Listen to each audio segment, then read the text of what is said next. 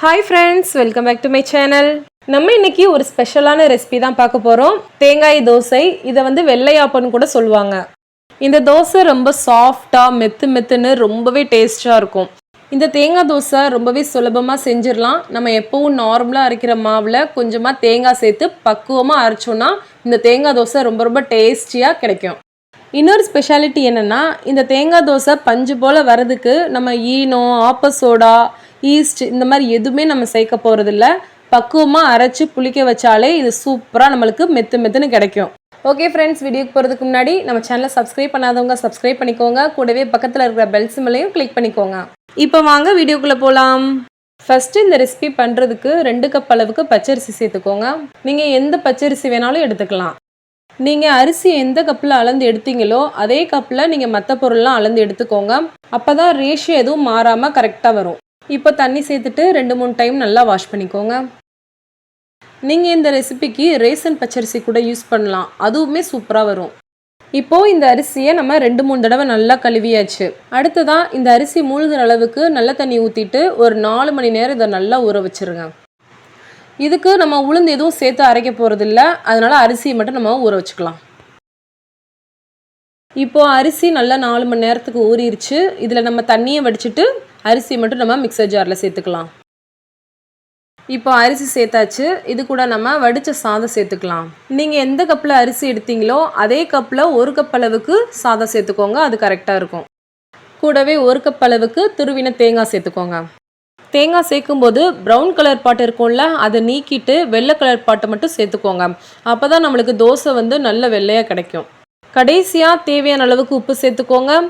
தேவையான அளவுக்கு தண்ணி சேர்த்துட்டு எவ்வளோ தூரம் இதை நைஸாக அரைக்க முடியுமோ அவ்வளோ தூரம் ஃபைன் பேஸ்ட்டாக இதை அரைச்சி எடுத்துக்கோங்க. இதை வந்து நல்லா ஸ்மூத்தாக அரைச்சிருங்க, கொஞ்சம் கூட குருணை இருக்கக்கூடாது. பாருங்கள், இந்த அளவுக்கு இருக்கணும். இந்த மாவு நம்ம நார்மலாக தோசைக்கு ஊற்றுவோம்ல, அந்த மாவை விட கொஞ்சம் தண்ணியாக தான் இருக்கணும். இப்போது மாவு நல்லா நைஸாக அரைச்சாச்சு. இதை நம்ம வேறு ஒரு பாத்திரத்துக்கு மாற்றிடலாம். இப்போ இந்த மாவை ஒரு மூடி போட்டு மூடிட்டு ஒரு நைட்டு ஃபுல்லாக அப்படியே விட்டுருங்க. 8 மணி நேரம் ஆச்சு. மாவு நல்லா புளிச்சு பொங்கி வந்திருக்கு பாருங்கள். ஆப்பத்துக்கு மாவு லூஸாக தான் இருக்கணும், அதனால கொஞ்சமாக தேவையான அளவுக்கு தண்ணி சேர்த்துக்கோங்க. தண்ணி சேர்த்துட்டு மாவு இந்த அளவுக்கு இருக்கிற மாதிரி கலந்து விட்டுக்கோங்க. அவ்வளோதான், மாவு ரெடியாகி வந்துருச்சு. இப்போ நம்ம தேங்காய் தோசை ஊற்ற ஸ்டார்ட் பண்ணிடலாம். தோசைக்கல்லை ஃபஸ்ட்டு நல்லா சூடுபடுத்திக்கோங்க. கல் நல்லா சூடானதுக்கப்புறம் நம்ம ரெடி பண்ணி வச்சுருக்கோம்ல மாவு, அந்த மாவில் ஒரு கரண்டி மட்டும் எடுத்து இது இந்த மாதிரி ஊற்றிக்கோங்க. ரொம்ப தின்னாக இருக்கக்கூடாது, நம்ம நார்மலாக ஊற்றப்போ ஊற்றுவோம்ல அந்த மாதிரி ஊற்றிக்கோங்க. அப்போ தான் இது வந்து ரொம்ப சாஃப்டாக ப்ளஃபியாக இருக்கும். இந்த தோசையில் நல்லா பபிள்ஸ் வருது பாருங்கள். இந்த பபிள்ஸ்லாம் வந்து ஃபார்ம் ஆகி அடங்கினதுக்கப்புறம் தான் நம்ம இதில் மூடி போட்டு க்ளோஸ் பண்ணணும். இந்த தோசையை 2வது சைடு நம்ம திருப்பி போடக்கூடாது. ஒரு சைடு வெந்ததோடு இதை நம்ம வெளியே எடுத்துடணும். அதாவது இந்த பபிள்ஸ் வந்ததுக்கப்புறம் நம்ம மூடி போட்டு க்ளோஸ் பண்ணுறோம்ல, அப்போது அந்த ஆவிலேயே வந்து நல்லா வெந்துடும். அதனால இதை திருப்பி போட தேவையில்லை. பாருங்கள், தோசை நல்லா வெந்துருச்சு. இதுக்கு 2 நிமிஷம் மட்டும் போதும். இப்போ இந்த தோசையை நம்ம வெளியே எடுத்துகிட்டு சர்வ் பண்ணிடலாம். இதே போல் நம்ம எல்லா மாவுலையும் நம்ம தேங்காய் தோசை ஊற்றி எடுத்துடலாம். இந்த தோசைக்கு நான் எண்ணெய் எதுவுமே சேர்க்காமல் இந்த தோசை நான் பண்ணியிருக்கேன். உங்களுக்கு வேணும்னா நீங்கள் தேங்காய் எண்ணெய் யூஸ் பண்ணி செஞ்சு பாருங்கள், டேஸ்ட் நல்லா வரும். அவ்வளோதான், டேஸ்டியான தேங்காய் தோசை ரொம்பவே சூப்பராக ரெடி ஆகிருச்சு. கண்டிப்பாக மிஸ் பண்ணாமல் நீங்களும் இந்த ரெசிபியை ட்ரை பண்ணி பாருங்கள். ரொம்பவே ஹெல்த்தியான ரெசிபி, ஸோ மிஸ் பண்ணிடாதீங்க. நீங்கள் இந்த தோசைக்கு தேங்காய் பால்லாம் வச்சு சாப்பிட்டிங்கன்னா டேஸ்ட் இன்னும் அட்டகாசமாக இருக்கும். நீங்களே பாருங்கள் எவ்வளோ சாஃப்டாக இருக்குன்னு, பார்க்கவே அழகாக இருக்குது. இது ரொம்ப சூப்பரான தோசை.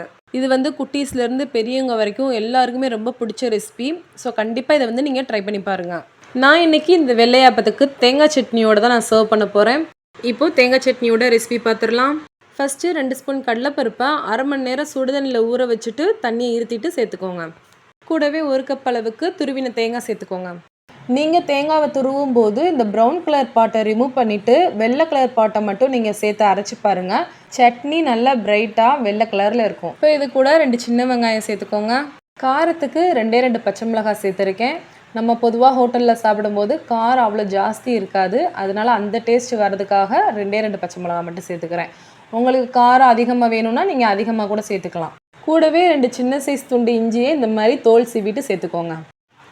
இது கூட 3 பல்லு பூண்டு சேர்த்துக்கோங்க. அடுத்ததாக 2 டேபிள் ஸ்பூன் அளவுக்கு பொட்டுக்கடலை சேர்த்துக்கோங்க. இந்த தேங்காய் சட்னியில் தேங்காயோட டேஸ்ட் தான் அதிகமாக இருக்கணும். அதனால் 2 டேபிள் ஸ்பூன் அளவுக்கு மட்டும் பொட்டுக்கடலை சேர்த்துக்கலாம், அதிகமாக சேர்க்கக்கூடாது. இது கூட 4-5 கருவேப்பிலை சேர்த்துக்கலாம். கடைசியாக சட்னிக்கு தேவையான அளவுக்கு உப்பு சேர்த்துக்கோங்க. சேர்த்துட்டு தண்ணி எதுவும் சேர்க்காமல் ஃபஸ்ட்டு இதை கொரகொரப்பாக அரைச்சி எடுத்துக்கோங்க. இப்போ பாருங்கள், இந்த அளவுக்கு கொரகொரப்பாக அரைச்சதுக்கப்புறம் நம்ம இதுக்கு தேவையான அளவுக்கு தண்ணி ஊற்றி நைஸாக அரைச்சிக்கலாம். இப்போ பாருங்கள், இந்த அளவுக்கு தேங்காய் சட்னியை நல்லா நைஸாக அரைச்சி எடுத்துக்கணும். உங்களுக்கு சட்னி கொஞ்சம் தண்ணியாக வேணும்னா இந்த ஸ்டேஜில் உங்களுக்கு தேவையான அளவுக்கு தண்ணி ஊற்றி இன்னுமே நல்லா அரைச்சி எடுத்துக்கோங்க. இல்லை உங்களுக்கு கெட்டி சட்னி தான் வேணும்னா நீங்கள் இந்த ஸ்டேஜ்லேயே தாளித்து எடுத்துக்கலாம். நான் கொஞ்சமாக தண்ணி சேர்த்து மிக்ஸி ஜாரில் லைட்டாக அலசிட்டு தண்ணி சேர்த்துருக்கேன். இப்போ சட்னிக்கு தாளிப்பு ரெடி பண்ணிடலாம். அதுக்கு ஒரு பேனில் 1 டேபிள் ஸ்பூன் அளவுக்கு எண்ணெய் ஊற்றிக்கோங்க.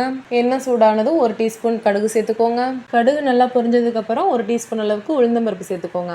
கூடவே 2 வரமிளகாய் சேர்த்துக்கலாம். இதெல்லாம் சேர்த்துட்டு நல்லா வதக்கிக்கோங்க.